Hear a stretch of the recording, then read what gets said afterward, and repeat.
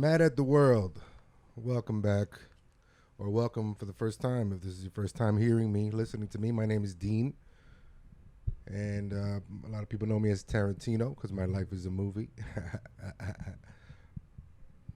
The dramedy.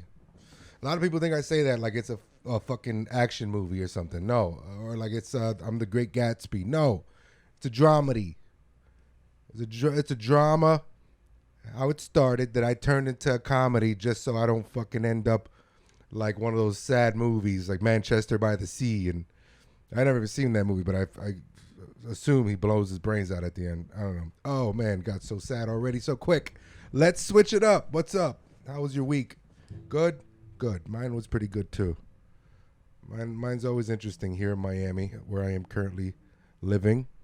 It is hot as shit over here. If you're thinking about going to Miami during the summer, let me give you a piece of advice. Don't. Do not.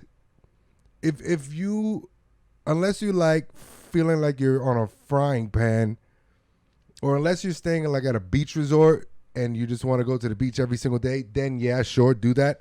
But like other than that, man, I'm talking about I step outside and it's like 94 degrees. Within 2 minutes, I'm sweating.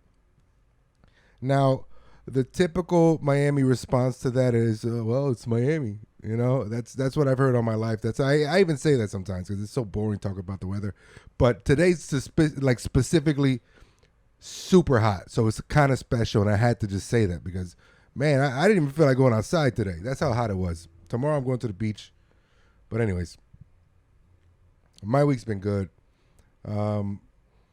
I shot New Faces again. I used to, when the Miami Improv opened up here back in 18, I asked if I could shoot everyone's set at the Improv for New Faces, which they do every month. I make a couple bucks. It's actually a big money night, but it's usually a good time. Then for a while I wasn't allowed there for a little bit. Fixed all that up. That's a whole nother story. Fixed that up though. Peace prevailed, right? Peace prevailed, baby. I'm all about peace, baby. I'm all about peace. If something happened in 2022, like now, and we have an argument in 2023, I'm not gonna think about it anymore. It was like last year's shit, unless depends on severity or whatever. But that's basically how that got fixed. And but anyways, to fast forward till recently, I got to shoot the New Faces again in June after like a 2-year hiatus, I think. Man, and it felt good. Number one, because I make a little money, but number two, because that means something. That video that I send out to these people doing comedy for the first time, some of them, the others doing comedy at the Improv for the first time, it means something. They'll never forget it, especially when they get that video and they see it.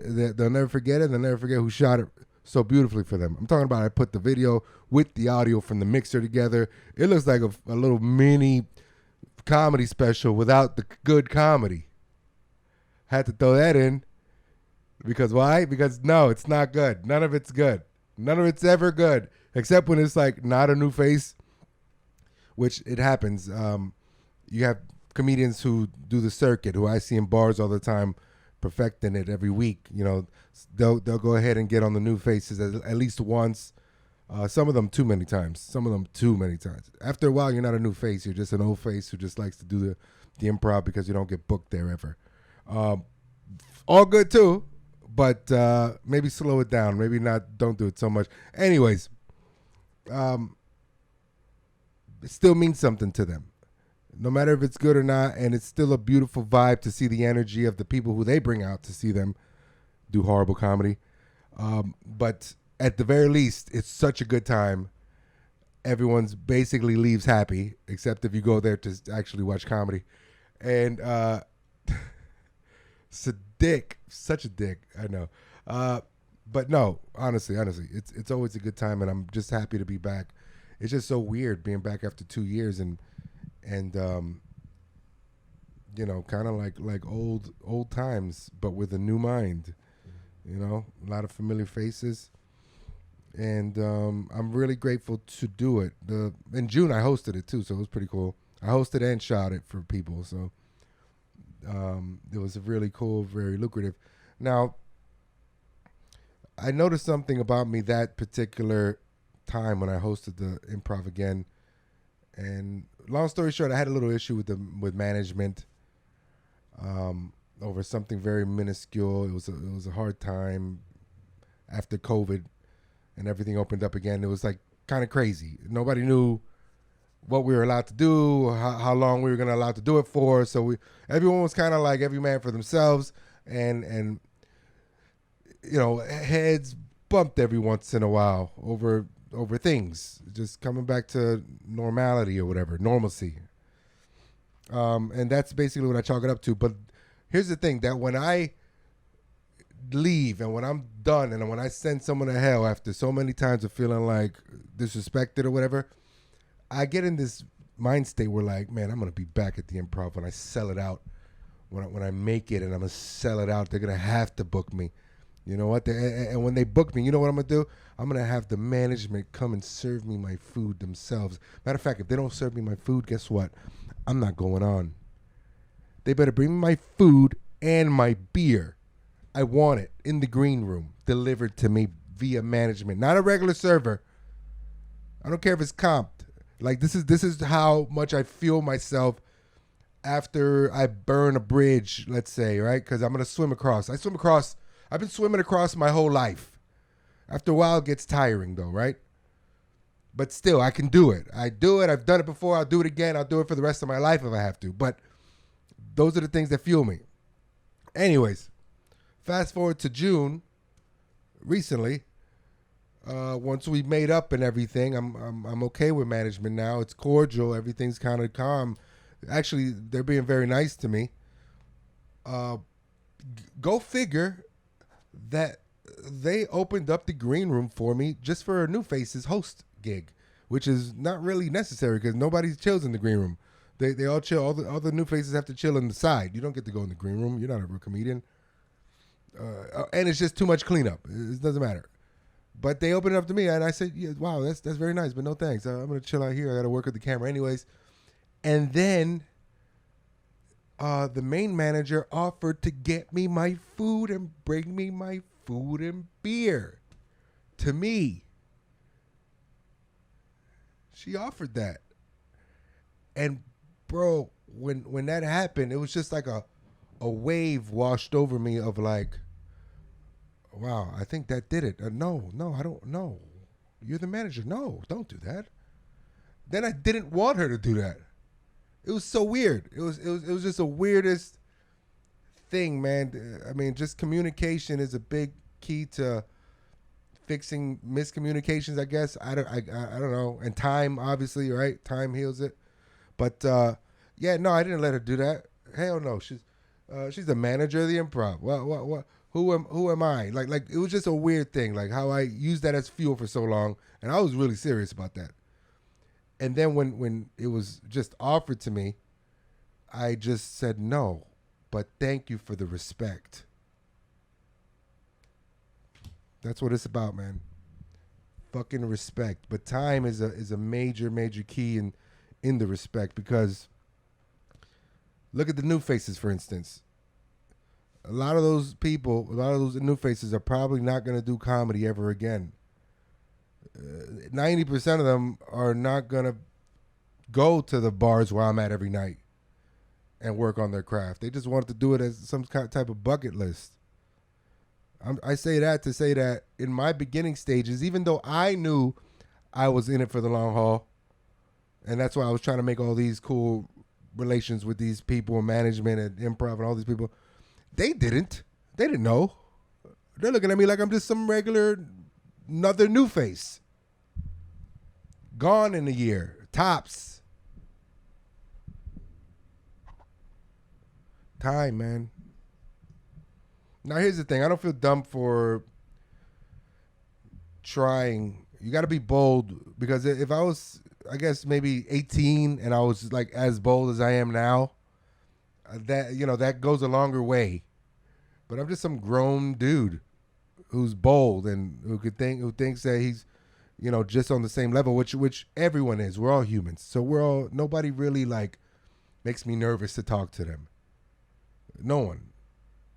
But I get it. I could keep that same confidence or boldness in me, but time has put a different perspective. Like I put myself in their shoes now, as far as if they don't receive me the way that I know I should be received. I'll just brush it off now. Like, I'll see you around. You'll see me around. You'll notice that I'm everywhere eventually. Let me just make the proper introduction. What's up? How you doing? Don't ask for nothing. Just saying what's up. Hi. You'll see me around, and good to see you and finally meet you. Once you implant yourself in someone's head, that's it. Then and you do what you do anyways, then that's it. Boom. Your actions and moves will speak for themselves, man. So that was a good lesson, and I'm glad to be back at the Improv. Shout out to all those new faces. Without them, I wouldn't make them happy and a little money on the side. A little money. It's a nice little payday. Tip out everybody. Tip out the DJs. Shout out to the DJs. Get me that audio nice and crisp. And yeah, man. Other than that, it was cool. It was cool. I had a very cool week. What else did I do? I did a show in North Miami for Dade County Comedy, which are a new comedy promotional company or whatever here. They all have the same kind of names: Miami Comedy, Dade County Comedy, Miami Stand-Up Comedy, Miami Magic City Stand-Up, Miami Dade County Comedy, Magic City Magic Studios, Dade County Magic City Julia Tuttle Comedy.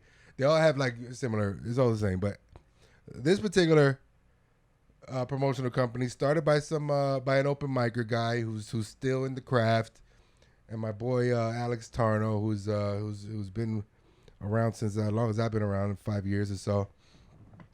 And man, the attention to detail that they put into their shows, I got to tell you, I don't even like calling this guy Raul open micer anymore.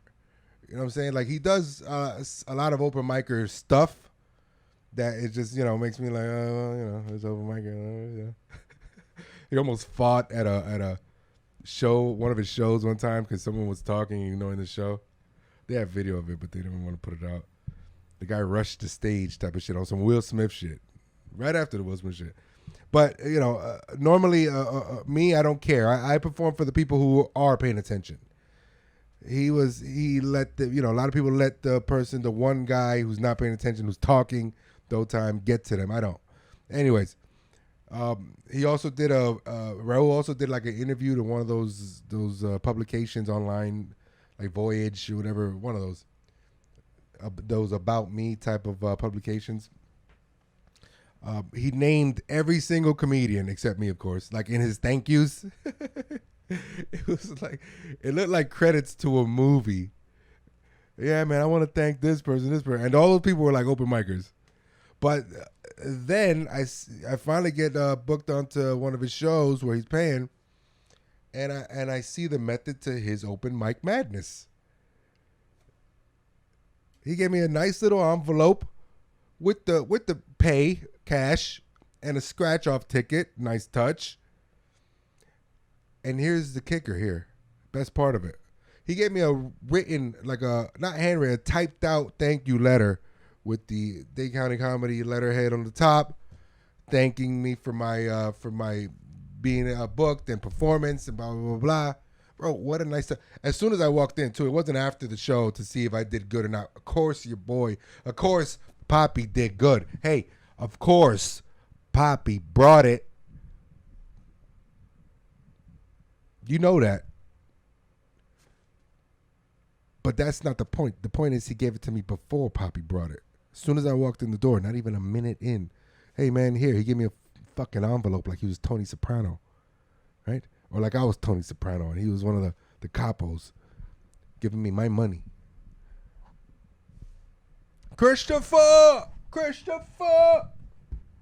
Bro, that was awesome, man. I got to tell you, that was awesome. Did this place know me? It's like a jazz club with a nice stage. They have literally pictures of every black superstar on the wall, like jazz, like Stevie Wonder, Michael Jackson, literally like 20 of them. Barry White. The only white guy on the wall, for some reason, was Kenny G. I just found that funny and I brought it up when I went on stage. And I performed in front of like this TD Jakes looking church group of elderly black women. They looked like they all worked at the DMV and they were off or something, you know. They all kind of looked alike. They all kind of looked like, you know, like that, just lovely, you know. And I walked up and I asked them, hey, hello, ma'ams, do y'all mind if I curse? You always gotta ask when you're dealing with these type of, because if I would have seen them in a regular setting, I would never, hey, suck and fucking dick and shit, which I don't do jokes like that anyways. I think that's super corny. But anyways, those ladies are so nice that they were like, do you, baby? Do you, baby? We don't curse, but do you, honey? Yeah, do you, sugar? They're my favorite, man. They're my favorite. Even if you're doing bad, if you get one of those ladies to laugh and that one laugh like that, oh yeah. If you get one of those sassy elderly black lady laugh, yeah, sugar, tell her. I don't care if no one else is laughing. As long as I get that one sassy elderly black woman to laugh like that, I'm good. But I did more than that, man. It was a nice crowd of just elderly. They look like Miami old school black people, just real swanky and jazzy and wearing fedoras, you know what I'm saying? And the women like to dress in a nice dress. But that table specifically had like 12, and they were all family members. They all look alike. And one of them had a shirt that said pray, plan, pursue, right? So this is the type of people. And I ended up not cursing. You know, I do a little bit about it. But, man, such a fun show. Fun show. I love performing in front of black people, man. That's how you really know. Like Larry Dog, even though Larry Dog hates me, he's an old school Miami comedian here. He's been on Def Comedy Jam. He hates me, but in his defense, he hates most people, especially comedians. But I love him anyways. That's the thing. Like, I love Larry Dog anyways. And you know what that does for him? It makes him hate me less, which is his way of liking me. No matter what he throws at me. I would talk about this whenever he come around a Brickell, looking for gas money to perform at one of Manny's shows or whatever, Miami Comedy Show. I'd be like, yeah, man, I can't wait to perform in front of a black audience. He'd be like, they won't like you. I'm like, God damn, how do you know? He's like, because I don't like you. I'm like, damn, thanks, Larry Dog. Like, he just, and then he'll realize what he just said, and he'll be like, no, what I'm saying is, you got to perform in front of black people. Black people buy your shit. White people ain't gonna buy your shit. Black people buy your shit. So if you ain't funny in front of black people, you ain't funny in front of nobody. Yeah, you're right. You're right. Thank you for your subliminal racist rant about how unfunny you think I am. I love Larry Dog, but he's right, man. Because ever since then, that was like in my second year. I've been up in front of a lot of black audiences. Some Apollo type, some church going type, like at Know Me. You got to do it. You know what I'm saying? You got to do it. That's what really makes you strong, man. As a comic. Oh fuck, man, my studio's still fucking up, man. I don't know how much I got to tape this shit. It's a light back here that I taped with double-sided tape and duct tape on the sides of it. I don't know how much. I'm going to have to nail this bitch to the fucking wall. Sorry. And go figure, this side one, the light on this side, on the guest side, never falls. Never. Since I put it up. Anyways. Man, so today's what, Saturday? I drop these on Mondays, but I record them Saturdays just because Saturdays are cool and it's a nice in between after my week type of thing. I'm just doing some camera work tonight for a friend. So more camera work. It's been a camera work type of week. Um, yeah, man. Shit's crazy, right? The Will Smith shit. The Will Smith shit. The Will Smith shit is he apologized. All right, listen, who doesn't like Will Smith? I'm not even gonna get too much into this. The apology, he had to do it so he could move on with his career. Does he mean it? I'm sure he meant it, but what I'm really interested in is the history that him and Chris Rock have. That's why I know this was more than just about that dumbass joke. They had a history. Maybe Chris Rock didn't put him in a movie or didn't put his son Jaden and Everybody Hates Chris. Something happened. There was history there. But yeah, man, I really hope that those two work it out eventually one day. But whatever. Will Smith will still be Will Smith. Chris Rock will still be Chris Rock will still be Will Smith's handprint. Fuck. I'll never meet Chris Rock. That's not true, actually. But that reminds me of my fight. Man, I didn't even mention this fight at the I can't even say the place, but it's in this place, Sunset Place in Miami, like South Miami. I'm ready to host, and this lady comes in with her brother or some dude looking like there's a fire, runs to the back in the kitchen, and then you hear some commotion, and her brother runs out by himself and leaves. And then the manager of the place comes out with a black eye, swollen face, and the woman, this black lady, was yelling out the top of her lungs, I want my money. I want my money. Give me the money you owe me. Give me the money you owe me. Cops come right as I'm trying to hold. I had to get up. I had to go up. And I just made it a thing. People started walking out, so I just jumped up on the mic, said, I integrated all that with the show. Like, hey, baby, come on. How much money you owe you? $800? I said, oh, yeah, I probably would have punched him for that, too, I guess. And I got the crowd in on it. I got the crowd in on it, and also laughing with it.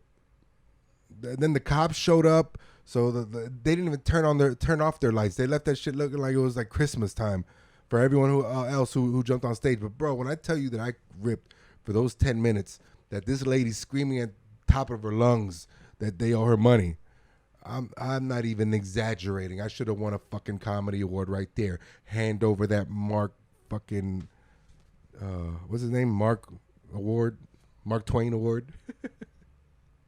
Why does Mark Twain have a comedy award? I mean, I know he was like a funny dude, but fuck him at the end of the day. What, did he start comedy? Huckleberry Finn. Fuck Huckleberry Finn and Tom Sawyer. Come on. I'm sorry. Not sorry. Whatever. I should have won some type of award, bro. That shit was so fucking masterful how I used everything that was going on and contributed and just got us involved in it in a funny, humorous way. So then what ended up happening was the cops, who were dumb as shit, man. Listen, I'm not about blue lives or I'm not against Blue Lives Matter. It doesn't make any sense, but whatever. I'm not against the police. I have my own stories about the police. Good and bad, mainly not good, right? Still try to understand that it's just a job that regular people do, and that's the problem. They should have way more training. In my mind, I feel like police officers should be like stormtroopers. When I first saw Star Wars as a kid, I thought stormtroopers were robots. I didn't know they were real people. They just do what they're told. They stand there. They got the gun. When I found out they were people, I was like, holy shit, that's awesome. They're very well trained. That's how cops should be. No emotions should be in a cop. No opinions, political views should be in a cop's decision making. Just reactive, preactive, right? Just read the room and preventative. That's the word I'm looking for. Preactive. Preactive sounds like a good word too. But anyways, I say that to say this. These police officers, they don't free think and read the room and barely have any common sense. Her money or especially here in Miami. So anyway, the cops come. They don't even look for the guy who ran off, the brother who hit the guy. They don't even look for him. They just talk to the guy, to the woman who stayed behind, and then the woman's husband who worked in the kitchen still, who was part of it. He still worked there. He was part of this ambush. Thank God the guy didn't have a gun, right? Fucking idiots. Anyways, they go ahead and talk to them, get their IDs, try to get them to tell where the fucking guy's at. Go look for him. He's around. Hey, cop. Matter of fact, you know where he's at? He's probably where she lives. So look at her ID. Go camp out there for a couple hours. You'll see him. And here's the part that really pisses me off. Not all this, not their lack of investigation, right? I'm recording it because of fucking course. Because of fucking course I'm recording it. I'm on stage ripping while all this live PD shit is happening in my face. And not only am I performing for it or with it, I'm ripping it. Of course I'm recording. So I'm recording this, I'm recording that. I go outside and record. One of the cops turns to me as I'm recording, as his partners are questioning the guy or the wife's husband, and he's like, "Hey, come on, man," like that. Like he just like, "Hey, come on, man." I'm like, "What?"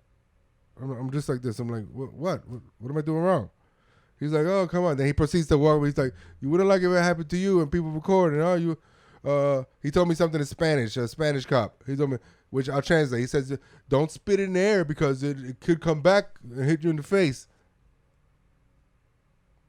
Okay, first off, huh? Secondly, we're technically the victims here. I don't call myself a victim, but I'm saying in this scenario, as far as you're concerned, Mr. Officer, we are the victims. Because it happened to us while we're just trying to fucking do a stupid comedy show. Why are you lecturing me? So I told him this. I'm like, bro, just go find, just talk to the fucking guy. I stayed recording. And then one of the kitchen staff members asked me to go to the back because the manager who got punched wanted to talk to me and see if I had the video to give to the cops, which I didn't. I didn't have any video of the guy right now. They wanted to see the guy clearly.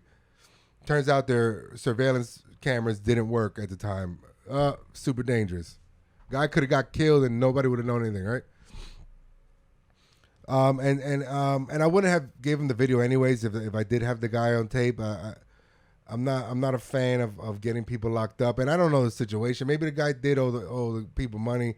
Well, it turns out he did, not 800 though, but it turned out he did. But the lady was just impatient. She did look a little broke. They both looked broke. Her brother had on a back, like his shirt was inside out, for God's sakes. Red inside out shirt, dirty as shit, dusty. She didn't look like a fucking aristocrat herself, right? But anyways, I'll go to the back, talk to the manager. I'm like, "Hey, no, this is what I got, man. So I don't even have it. I got after while I'm ripping on stage." And he's like, "All right." I say, "Hey, bro, man, you need to arm yourself next time, man. You gotta, you can't let this happen." As I'm talking to the manager, the same cop who lectured me walks in, and he heard that the manager wanted to see the video I have, if I have any of the video of the guy, and he interrupts me talking to the manager, and he's like, "Oh, there you are. Hey, send him the video that you have of the guy," like an order now, like an order. I look. That's all I could take. Hey, you know, Poppy. Poppy tries to let 3 strikes go by. Strike 1, strike 2. This was automatic strike 4. Just because he's a fucking cop, right? And what he said before, mainly. And I said, oh, yeah, I know. That's what I'm talking to him about. Why don't well, now my video is good, right? Now I should have the video. Now I need to give it to him, right? And he's like, no, what? I'm just telling you. I'm like, bro, I know. We got it handled. Go look for the fucking bad guy, you fucking dweeb. And he goes like this. He goes, you know what? All right. He puts his hands up, turns around, and walks out. Dude, I got away with calling the cop a fucking dweeb to his face. On God, that happened.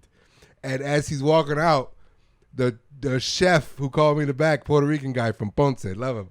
He laughed. He bursted out laughing. He couldn't believe how I talked to the cop. But the cop, I was telling him, I was like, yeah, can you believe this fucking guy trying to lecture me outside, talking about, oh, if you spit in the air, you're going to hit you in the face. Like, bro, get out of here. Go look for the bad guy, you fucking dweeb. And he's like, oh, you know what? Yeah, and just walked out, dude. That fucking guy, older Puerto Rican guy, laughing. He laughed so hard, and he loved how I did that he gave me a free plate of some delicious fucking sweet fried cheese. Oh my God, it was so good. He was like, oh yeah, Bodie. Go ahead. Bodie, for those who don't know, I'm Puerto Rican. I'm half Puerto Rican. I'm half Puerto Rican and Cuban. But yeah, he was like, Bodie, fucking delicious sweet fried cheese. And I would name the place, but I don't want to attach such a negative story to it. It's actually a pretty cool room. You know, it's not my favorite to do comedy because it looks like Seinfeld's diner. But it's actually, it brings a nice crowd. It has a stage. It has everything you need for a show. You know, and the food's not bad actually. It's pretty good, especially the sweet fried cheese. And they have a full bar there. So, but I don't want to like promote it with negativity. If you know, you know. But yeah, man, that was the fucking story of that shit, man. That dumbass cop, bro. Cops are just pawns. Like regular cops are just pawns because in my older age, I get how white people feel about cops. Because I feel the same way. If I get stopped, I'm outraged. It better be a good fucking reason. I'm gonna do that thing where you crack the window open like this much, just the eyes. Yeah, hi. Why are you stopping me? I'm gonna ask questions. What? Yeah. Can you lower your window, sir? Can you please? No, I can't. Why are you stopping me? Well, sir, you were doing license registration first, though. I'm like, all right, here you go. I'm reaching in my glove compartment. Boom, boom. Here you go. Do you have any weapons in the car, sir? Nope. Why are you stopping me?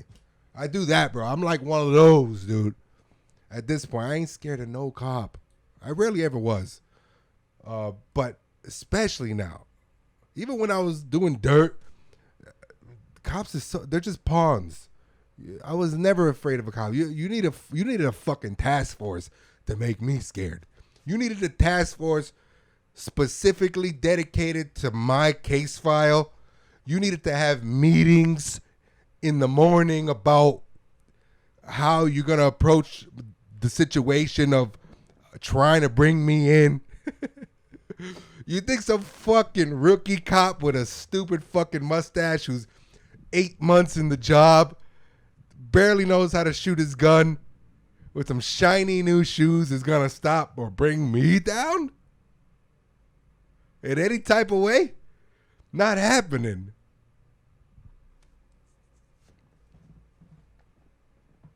Don't spit in the air, dude. Don't spit in the air. Fuck you. I don't do shit anyways. I'm very law-abiding. My point is, the law enforcement lately has just become pawns for developers and politicians here in Miami. That is a super fucking fact, and I'm tired of it. A great place where we used to do comedy, or we still do comedy, is this place called Red Bar in Brickell. This is where I actually started comedy there, but they always had like an outdoor patio with benches and seats, and they always made it really nice. All of a sudden, within the last 3 months, the city has a problem with it. Cops came, threatened to shut the place down if they didn't remove all the patio furniture from the front of their space. They still have their space, but they can't put fucking chairs in front of it. This is a city that had chairs on the fucking street in the parking lot like a year ago, right? We used to have, remember when they made the streets table ready, table friendly, where if you sat down, you didn't know, like people would walk by and didn't know if you were just there to eat or valet. They just throw the keys right there on your fucking appetizer. Remember that? Now you have a problem with just benches outside and people hanging out. It ain't no noise ordinance. Brickell is noisy as shit regardless. But they've been cracking down, man, and it's the developers. The developers who have so much power. I'm not even going to get into it too much, but they're using the cops to shut down places like Red Bar, who've been there, established. They just shut down this other place, Baby Jane, their party last night. That was fucking slam-packed from what I heard. Just because some stupid fucking new technicality or whatever. The cops are made to do that. They're the pawns. I don't know. How can we fix this? I don't know. I'm not a fucking politician. All I see is what I see and why I know that that's the reason behind it. But it's getting worse. I'm just gonna get the fuck out of this city. I just can't wait to go to LA. I got an official date. I'm not gonna say it though on tape, but I do have an official date when I will be moving out to the city of angels, and then I got to deal with all their shit over there. There's covert racism against Hispanics, right? I turn on the news every morning, and I have Peacock television, which is actually pretty good. And I watch South Florida local news and also Los Angeles local news just to get my mind ready, prepared for what to look out for and listen to cities, names, and just to be in it already, like plugged in over there. Anyways, they call shit so white over there. Like there'll be a brown Hispanic, I don't even know if they're Hispanic, but there'll be like news reporters like, here, I'm reporting live from St. Pedro. St. Pedro? What the fuck is San Pedro? I've never met a Pedro. I've met a bunch of Pedros. Is that what you mean? Reporting live from Santa Clarita. Reporting live from, like, they just white everything up over there. Just whitewash all the, like, I can't. When I go out there, bro, it's going to be a whole nother struggle, but thank God Miami was the way that it was and came up the way that it came up, and I was part of a lot of it to see it, because Hispanics did all this as far as Miami. As great as people love Miami, and we made this the way it is with our blood, sweat, and tears. That's a fact. So no way, shape, or form will I ever shit on its evolvement. Is it being sold to the highest bidder by these fucking crooked politicians and cops who just want all the money and shit to themselves? Yes, absolutely. But the tide will turn once again in our favor over here. Eventually, it's integrated with us too much over here for it not to be always a predominantly heavy Spanish cultured city. But LA, on the other hand, they completely whitewashed the shit out of all that. That was Mexican land. They colonized it and then indoctrinated all that religion shit to the Mexicans, so they wanted to get the balls to take back their land and chop heads off for their shit back. Let Jesus handle it type of shit. Let God get revenge. Get it in the next life. That's how they worked it. Wow. Anyways, what am I going to do? What we keep doing? We keep creating more people, more white Latinx people who I consider Latinx, people who don't speak Spanish, right? A lot of white Latinx. I call all the people, those Tyler Lopez's, right? Those are Latinx to me. There are a lot of them over there in LA too. They do the 23andMe once and they find 3.3% Spaniard, and I fucking knew it. No wonder why I love fucking Hispanic women, dude. Dude, I fucking knew it, bro. I'm fucking Spanish, dude. Yeah, totally. Fucking Spencer, dude. You should change your last name, bro. Yeah, to what? Gonzalez, bro. Spencer Gonzalez. Right on, dude. Right on. Tyler Lopez. Let's fucking go, bro. No, bro. You know, I always knew I liked tacos a little bit more than I should, you know. Now I know why, bro. Yeah. All right, let's go fucking to that taco shop in San Pedro. Totally, dude. Fucking totally. San Pedro. Ugh. I'm going to have to deal with all this. But even that is cool, you know, because that shows me that even though they nitpick what they like about our Spanish culture and take it upon themselves and apply it to their own lives or whatever they like, one thing I know is whatever they implanted in their likeness about the Spanish culture will spark something else that they're gonna be like, wow, wait, what? That too? I could dance salsa and get all the bitches too? Wow, this shit is magical, bro. Fuck yeah.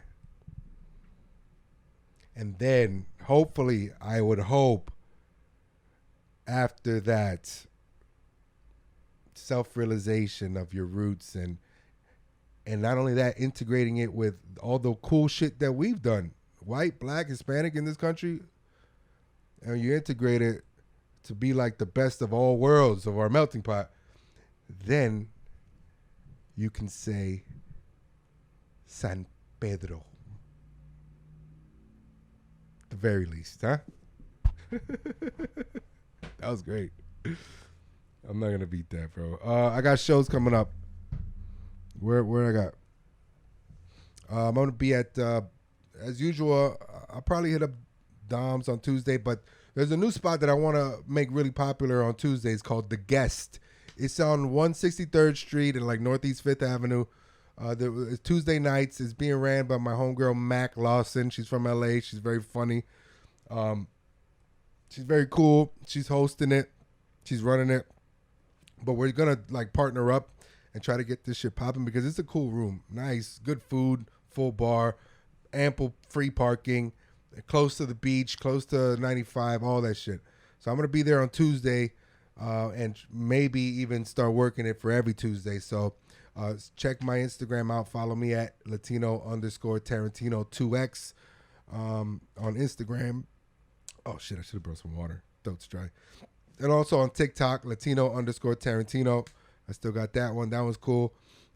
Thank you all so much for purchasing your new face videos. If you're watching, stay tuned for more dates to come. I'm gonna be everywhere, man. I got a lot of things planned up and out. I'm gonna be up and out. And when I get up, I'm staying up. But I'll be back out to bring others up. That's what I do, baby. Thank you, Miami. I got the shirt on today. Look at this.